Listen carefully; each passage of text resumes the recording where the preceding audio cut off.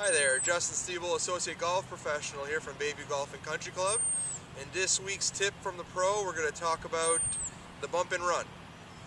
So the bump and run typically is used anywhere around the green, and it doesn't matter if you're in the fringe, the first cut of rough, or second cut of rough. I find it is easily the best shot to use, especially here at Bayview, whenever you have a lot of green to work with, even whenever you're in the thick rough.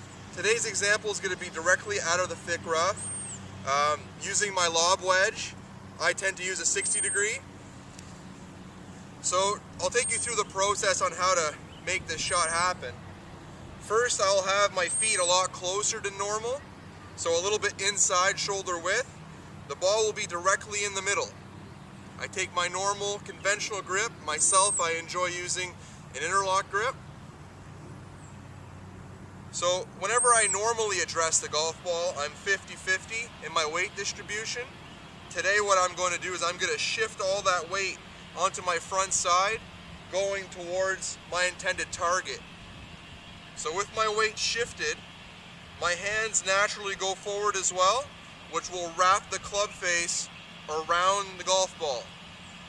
Another thing that my weight distribution does leading forward creates a downward arc for my club to come down and hit down on the golf ball to lift it directly onto the green and have it roll out to the flag. Now the bump and run is initially designed for it to travel about a quarter of the way in the air and roll out for 3/4. So before you actually hit the shot, you want to always make sure that you read the green properly, just like as you would for a putt, so that you can hit the ball down that intended line and it can release towards the flag appropriately.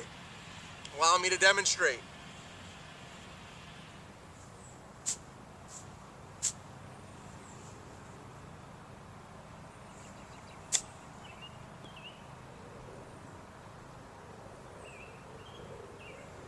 The key thing about this shot as well is that there is no wrist break throughout the backswing at all. All you're doing is that you're just rocking your shoulders back and forth.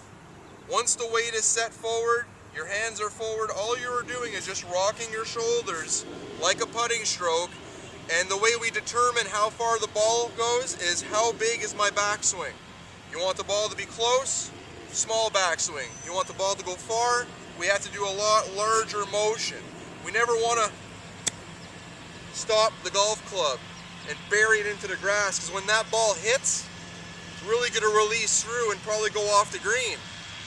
Also, the consistency of snapping down at the golf ball will not be there, versus doing a nice putting stroke with that weight forward, with the golf club really rotating over the golf ball, and that downward strike